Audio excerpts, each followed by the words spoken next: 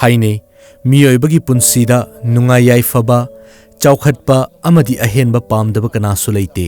गाड़ी मचा तोंगलंबदगी अचौबा पामलकपा हाइबसी मियोइबगी महौसानी अदुबु मसी ओइदुनसु करंबा मतमदा चरा अनि सुना चाबा फंगलखिनी खन्ना अवाबा खांगलिबा मियोइ कयासु लेतबा नत्ते कक्चिंग डिस्ट्रिक्ट की मनुंग चना लेरिबा कैरक मनिंग लेकाइदगी थोंगाम रंजित चही हुंफुगनी थोइगी इमुंग असी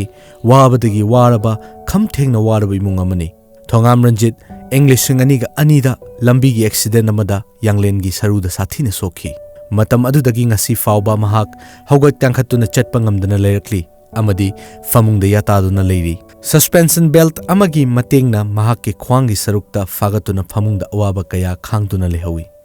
हदक लाइबा सीएम ओइबिरिबा अखोइगी इकाइखुमनाजरिबा नोंथोंबम बिरेन मा मसामुक्ति हौजे हौजे पाउदा इदि लाइनि हाइना खल्ले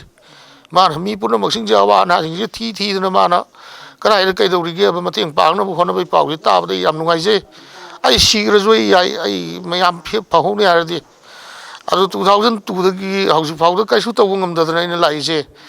सिबु चीफ मिनिस्टर ना ताबिरेरगा आइगी इमुंग यावा ना पुनमक्सिंग जी यंगबिरेरगा आई बमुदंग लायंगबिदना आई बमुदंग फगदहनबिरदि सुमगे सुमु लानगे लालू चीफ मिनिस्टर ना सिम तौबा हैना आइबु तेंगमांग बिरे मीजना नंग हौजे सुसाइड तौरो सिरवार जो सिगनेबा रंजित लाइरिक लाइसु मतिक चान हैरबा अमदी टेक्निकल सर्टिफिकेट कया पाइरबा मियोइनी हाइना रंजित मसामकना फोंदोरकली महाकना कलिंगै मतमदा मखल मखा कयागी गाड़ी मयाम अमा थौरम्मी अमदी सेंथोक मतिक चान लेरम्मी मसीदा नतना मसागी इंखोलदा मना मसिंग थादुना अमदी येन ngánu फाउब लोइदुना महाकी इमुंगी अवाटपा अमता लेहलमदे अदुबु महाकना लेंग ओटपा ngamdana तादुना लेरबा मतम असिददी कनाना तौबिगनी हाइना थमोइ सोकना मथंदा वहांग हंगजहौई रंजित की मचानुपा अहुम लई महाकी मचानुपा अहल थोंगाम बोबो अमदी रंजित की लोइनबी थोंगाम ओंगबी इनाउबी अनिना तानदुना रंजित पुरिम्सता पुखतुना मतम खरा लायंगमी अदुबु अना लायंगदा सेल चंगब हेनमनबना मखा ताना लायंगबा ngamdana ऑपरेशन फावबा तौनबा सेल लेतना उपाय लेतना मयुमदा पुथरखी रंजित की लायंगबदा सेल अदुकी मतिक चंगखी अमदी मियामदगी पुसलुबा सेलना रंजित की इमुंग ख्वांग कोइखी फिभम मसिदा मपाबुंगबु फनबा लायंगनबा अमदी मियामगी सेंडोल सिंगदोकपा ngamnaba सेल तालुगनी हाइदुना था अहुमगी ममांगदगी थोंगाम बोबो मयुम थादोक्तुना चटख्रे वाबदगी वारबा इमुंग असिदा थोकलिबसी लु कोकपदा लेन ताई हाइबदुनी असि यौना वारिङै चेरक असिदा रंजित की मचानुपा याइमा थोंगाम बिरबल किडनी दा नुंग लेरे हाइबदगी ऑपरेशन तौखी ऑपरेशन अदु लोइरबा मतुंगदा ngасidi कैंसर तारे हाइदुना इम्फाल की चैम्बर ऑफ कॉमर्स हॉस्पिटल दा लाइकनदुना लेरी मरग असिदा मपुरोइबाबु नोंमगी चरा अमतंग ओइरबसु करमना पिजबा ngamgadage खंदुना इनाउबिना नुपी ओइबिगी काइबा पुमनमक थादोक्तुना अफंग अफंग थबक सुदुना होनरी मरु ओइना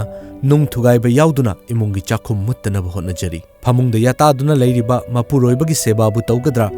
नुंग थुगाइबा चत्तुना सेलबु तानगद्रा हाइबसी इनाउबिगी वाहंग ओइरी मसिदा नतना महाकी मचानुपा अतोंबा थोंगाम खंबतोन मसागी चही 10 खक्ता ngaijariba angang नौजरीबा अंगांग असिदसु इमुंग असिगी अवाबा चिथेंग असि तमथीना फंगली खम थेंगना वाबा मरमना अंगांग असिसु लाइरिक लाइसु तमहनबा ngamdana लेरी कुमसी चही असिदा महाक असि क्लास 5 कागदबनी अदुबु महै तमहनबा ngamdana लेहौरी कैदोंगै अहाकपु स्कूल कहान बिगनी हाइबा मचागी वाहंगी पाउखुम इनाउबिना ngasisu पीबा ngamdana लेहौरी रंजितना हुजिक लेरिबा युम इंखोल असिसु लेरी हाइबतम ngairabani मिंगोंदगी पुसिलुबा सेल सिंगबा ngamdabana युम इंखोल असिसु मीना लौखिगदबगी ngaiduna लेरबनी रंजित की लायंगनबा अमदी हिदाक लांगथक लेनबा सेल लेतबदगी माइक्रो फाइनेंस बैंक सिंगदगी लौरुबा सेल थौबा लाकपा मियाम उन्नबा ngamdabadagi लोटपा फावबा यावरे हाइना इनाउबिना थमोइ सोकना तमलखी महाकना मखा तारदुना पालिबा लेंगागसिना इमुंग असिगी अवाबा सि उबिदुना मतेंग पांगबियो अमदी मपुरोइबाबु अमुक्तंग फनबा लायंगबियो हाइना हिकना कप्तुना हाइजरकली अमदी मपुरोइबाबु मिमाननबा लायंगबदा मतेंग पांगबिरिबसिंग अदुना हाइबा खुदिमक तौजगे मखोइगी मिनाय ओइरबसु ओइजगे हाइबा वहाइ फावबा फोंदोरकली थबोसे सबाय दौना प्रॉब्लम अवाबना मागी हिदागुली लेबो ngamdabnina aise waba dukamati ware haidare ja hoji min jalandi laitamandi man class 5 kaga dawni anga tumji imana haina nang kona tambani mogi mati lemja ai moina haye ꯑꯩꯒꯤ ꯄꯨꯔꯕꯁꯤ ꯅꯥꯕ ꯐꯅꯕ ꯑꯩꯒꯤ ꯑꯋꯥꯕꯁꯨ ꯈꯨꯗꯤꯡꯃꯛꯅ ꯇꯧ ꯍꯥꯏꯕ ꯊꯕꯛꯇꯣ ꯑꯩ ꯃꯣꯏꯒꯤ ꯃꯤꯅꯥꯏ ꯑꯣꯏꯔꯁꯦ ꯑꯩ ꯑꯣꯏꯔꯒ ꯑꯃꯨꯛꯇꯗꯤ ꯑꯩ ꯏꯆꯥꯁꯨ ꯁꯦꯝꯕ ꯉꯝꯅꯕ ꯑꯝꯇꯗꯤ ꯃꯄꯥꯁꯤ ꯅꯥꯕ ꯂꯥꯏꯌꯦꯡꯕꯤꯔꯒ ꯑꯩꯈꯣꯏꯁꯤ ꯃꯤ ꯑꯝꯇꯗꯤ ꯑꯣꯏꯍꯟꯕꯤꯌꯨꯁꯤ ꯏꯃꯥꯟꯅꯕ ꯃꯤꯔꯛ ꯇꯤꯟꯕ ꯁꯤꯅꯤ ꯃꯌꯥꯝꯗ ꯑꯩꯅ ꯍꯥꯏꯖꯅꯤꯡꯉꯤꯗ ꯐꯤꯚꯝ ꯑꯁꯤꯗ ꯎꯄꯥꯏ ꯂꯩꯖꯗ꯭ꯔꯕꯁꯤꯡꯗ ꯃꯇꯦꯡ ꯄꯥꯡꯕꯤꯔꯤꯕ ꯇꯥꯏꯕꯪ ꯃꯄꯨꯒꯤ ꯃꯁꯛ ꯑꯣꯏꯔꯕ ꯃꯤꯌꯥꯝ ꯑꯃꯗꯤ ꯄꯨꯝꯅꯃꯛꯀꯤ ꯃꯄꯤ ꯃꯄꯥ ꯑꯣꯏꯔꯤꯕ ꯂꯩꯉꯥꯛꯀꯤ ꯂꯨꯆꯤꯡꯕꯁꯤꯡꯅ ꯑꯋꯥꯕ ꯇꯥꯔꯕ ꯏꯃꯨꯡꯁꯤꯡ ꯑꯁꯤꯕꯨ ꯈꯔꯗꯪ ꯑꯣꯏꯔꯕꯁꯨ ꯃꯇꯦꯡ ꯄꯥꯡꯕꯤꯗꯨꯅ ꯏꯃꯨꯡ ꯑꯁꯤꯒꯤ ꯑꯣꯏꯔꯤꯕ ꯐꯤꯚꯝ ꯑꯁꯤꯕꯨ ꯈꯖꯤꯛꯇꯪ ꯑꯣꯏꯔꯕꯁꯨ ꯐꯒꯠꯅꯕ ꯍꯣꯠꯅꯕꯗ ꯃꯇꯦꯡ ꯄꯥꯡꯕꯤꯌꯨ꯫ ꯍꯧꯈꯤꯕ ꯆꯍꯤ ꯏꯪ 2022ꯗꯒꯤ ꯃꯍꯥꯛ ꯑꯁꯤ ꯑꯩꯈꯣꯏꯒꯤ ꯂꯥꯏꯕꯛ ꯊꯤꯕ ꯊꯧꯗꯣꯛ ꯑꯃꯗ